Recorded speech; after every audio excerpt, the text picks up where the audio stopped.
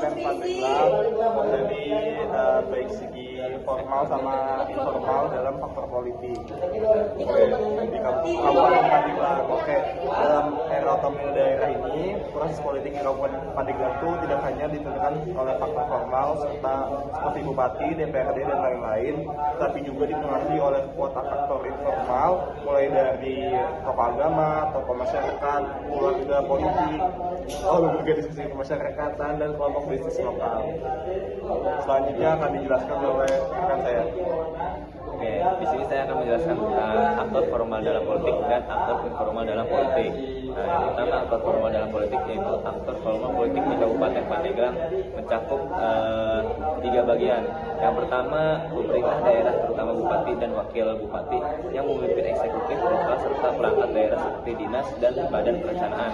Nah, yang untuk kedua itu ada legislatif. Yang dimana legislatif itu yaitu DPR Kabupaten Pandeglang dengan 50 anggota dipimpin oleh ketua dan beberapa wakil ketua dari berbagai partai. Dan untuk yang ketiga yaitu Badan Pengawas Pemilihan Umum dan atau bisa dibilang Bawaslu lokal yang mengawasi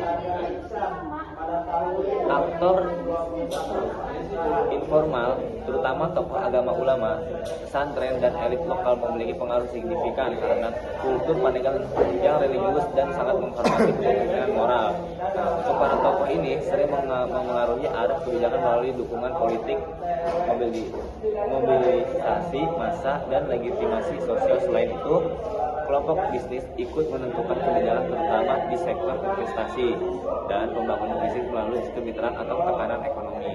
Oke, selanjutnya ada kebijakan di Kabupaten Pandeglang yang akan dijelaskan oleh rekan saya selanjutnya.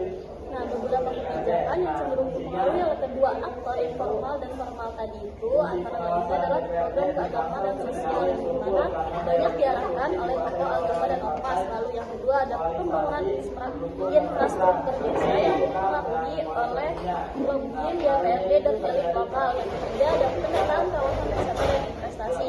Nah, biasanya sering diwarnai kepentingan pelaku usaha dan politik. Nah, yang terakhir ada pengelolaan bantuan sosial dan pendidikan yang dimana kuat dipengaruhi kelompok informal sebagai bentuk patronase. Oke, selanjutnya kesimpulan yang dimana dinamika politik Pandeglang itu dibentuk oleh kombinasi aktor formal dan serta informal. Aktor formal seperti Pemda, DPRD yang sudah tadi dijelaskan, dan sementara itu aktor informal seperti tokoh agama, jaringan pesantren, komunitas masyarakat, serta yang lain-lain. Jadi interaksi kedua aktor itu menciptakan pola politik yang pas, yang dimana keputusan pemerintahan sering dipengaruhi tidak hanya oleh struktur resmi tetapi juga oleh kekuatan sosial serta budaya masyarakat setempat. Mungkin cukup dari kelompok kita, yaitu kelompok 4. Kurang lebihnya maaf. Assalamualaikum warahmatullahi wabarakatuh.